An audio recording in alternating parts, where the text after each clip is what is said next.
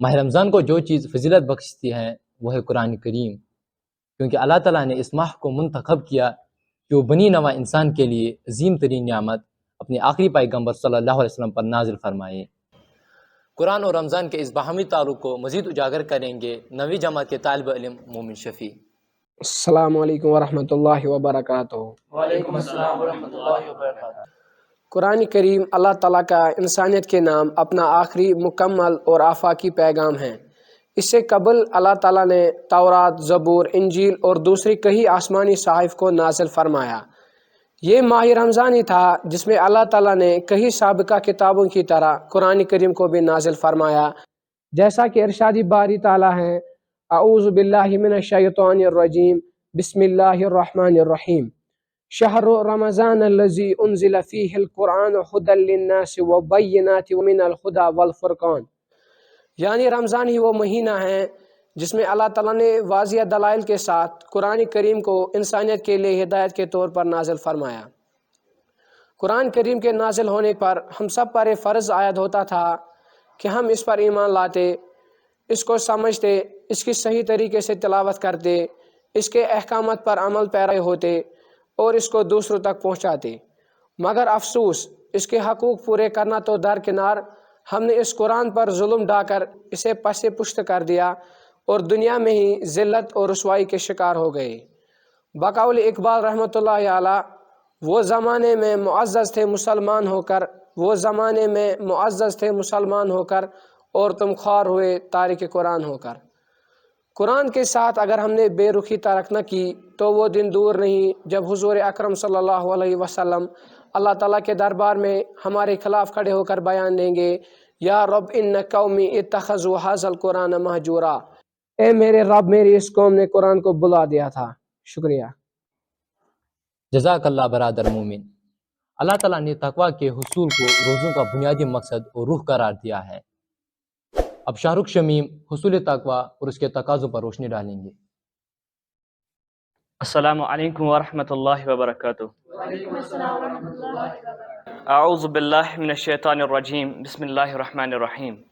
صبح سے شام تک کھانے پینے اور دوسرے جائز حلال ضروریات سے دستبردار ہو جانا روزوں کا ظاہری ڈھانچہ ہے، جبکہ اس کے ساتھ ساتھ ازحد ضروری ہے کہ ہم نظم و ضبط کا عملی نمونہ پیش کرتے ہوئے اپنی زبان، آنکھ، کان، ہاتھ، پاؤں اور دیگر خواہشات پر قابو پا کر روزوں کا اصلی مقصد یعنی تقوی حاصل کر سکے۔ چنانچہ ارشاد باری تعالیٰ ہے: کتب علیکم الصیام کما کتب علی الذین من قبلکم لعلکم تتقون، یعنی تم پر روزے فرض کیے گئے جیسے تم سے پہلے کی قوموں پر، تاکہ تم پرہیزگار بن جاؤ۔ خدا کی رضا پانے کے لیے کھانے پینے اور دوسرے ضروریات کو ترک کرنا ہمیں ہندو مذہب، عیسائیت، یہودیت اور دیگر مذاہب عالم میں کسی نہ کسی صورت میں ملتا ہے، یعنی روزے ہم سے پہلے کی امتوں پر بھی فرض کیے گئے تھے اور ہر بار ان کا مدعی حصول تقوی ہی تھا۔ تقوی روزوں کی اصل روح ہے۔ آپ نے 16 گھنٹے کا طویل روزہ رکھا ہے، لیکن اگر تقوی اور خدا خوفی کا احساس پیدا نہ ہوا تو اس روزے کا کوئی حاصل نہیں۔ سنن ابو داود میں ارشاد نبی صلی اللہ علیہ وسلم درج ہے: جس شخص نے روزہ رکھ کر جھوٹی بات بنانا اور اس پر عمل کرنا نہ چھوڑے تو اللہ تعالیٰ کو اس بات کی کوئی ضرورت نہیں کہ وہ محض اپنا کھانا پینا ہی چھوڑ دے۔ ہمیں معلوم ہے کن چیزوں سے روزہ ٹوٹ جاتا ہے اور کن چیزوں سے مکروہ ہو جاتا ہے، کن چیزوں سے قضا اور کن چیزوں سے کفارہ لازم آ جاتا ہے، لیکن روزے کی روح یعنی تقوی کی طرف کوئی توجہ نہیں ہے۔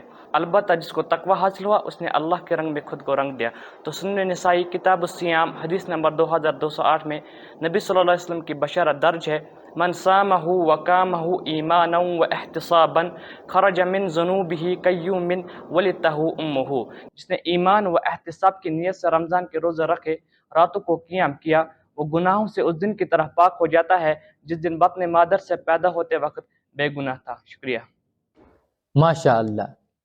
معزز سامعین، ماہ سیام ہمیں اپنے نفس کو ڈسپلن کرنا سکھاتا ہے اور بری عادتوں کو اپنے آپ سے دور کرانے کی مشق کراتا ہے، لیکن بہت سے بدقسمت روزدار ایسے بھی ہیں جو ماہ سیام کی ان برکتوں سے اپنے آپ کو محروم رکھتے ہیں۔ اس طرز عمل پر مزید روشنی ڈالیں گی قدسیہ اشرف۔ السلام علیکم ورحمۃ اللہ وبرکاتہ۔ وعلیکم السلام ورحمۃ اللہ وبرکاتہ۔ قدرت نے انسان کی فطرت کے اندر 3 خصلتیں ایسی رکھی ہیں کہ ان کی شدت انسان کو جانوروں کی صف میں لا کھڑا کرتی ہیں، اور شیطان بھی انسانی نفس کی کمزوریوں سے فائدہ اٹھا کر انہی 3 راستوں یعنی پیٹ، شہوت اور شہرت و دبدبہ ہونے کی بھوک کے ذریعے حملہ آور ہوتا ہے اور انسان کو حرام کی طرف راغب کر دیتا ہے۔ تاریخ انسانی شاہد ہیں کہ ان تینوں خواہشات کو پورا کرتے کرتے انسان نے جہاں حلال و حرام، جائز و ناجائز کی حدود توڑی ہیں، وہاں بعض اوقات مقدس رشتوں کی حرمت کو بھی تار تار کیا ہے۔ انسان جب اخلاقیات اور خدا ترسی سے بیزار ہوتا ہے تو کوئی حیوان حیوانیت میں انسان کا مقابلہ نہیں کر سکتا۔ نفس کی خواہشات کو بے لگام چھوڑنے والے ایسے انسانوں کے بارے میں اللہ سبحانہ تعالیٰ کا ارشاد ہے، وَلَقَدْ زَرَعْنَا لِجَهَنَّمَ كَثِيرًا مِنَ الْجِنِّ وَالْإِنسِ لَهُمْ قُلُوبٌ لَا يَفْقَهُونَ بِهَا وَلَهُمْ أَعْيُنٌ لَا يُبْصِرُونَ بِهَا وَلَهُمْ آذَانٌ لَا يَسْمَعُونَ بِهَا أُولَٰئِكَ كَالْأَنْعَامِ بَلْ هُمْ أَضَلُّ أُولَٰئِكَ هُمُ الْغَافِلُونَ۔ قرآن کریم کی اس آیت مبارک کا عملی ثبوت آج ہمارے local, national, global crime data اور کرائم انڈیکسز پیش کر رہے ہیں کہ کس طرح خدا کے احکامات سے بے فکر ہو کر انسان نے انسانیت کی دھجیاں اڑا دی ہیں۔ انسانوں کی ایک غالب اکثریت دولت کی پجاری بن چکی ہے، جنسی بہراروی کا شکار ہو چکی ہے، عیاشی، اشتعال انگیزی اور ظلم ہمارا وتیرہ بن گیا ہے اور ہم نے خود کو اشرف المخلوقات کے مقامی مرتبے سے گرا دیا ہے۔ ماہ رمضان اپنے روزوں اور دوسری عبادات کے ساتھ ہماری عادتوں کو اور دوسری خواہشات اور خصلتوں کو ڈسپلن کرنے آیا ہے۔ ماہ رمضان کا پیغام ہے کہ جس طرح ہمارے خاکی وجود کو زندہ رکھنے کے لیے پانی اور خوراک کی ضرورت ہے، اسی طرح ہماری روح کو اپنے رب کے ساتھ تعلق کی آرزو ہے۔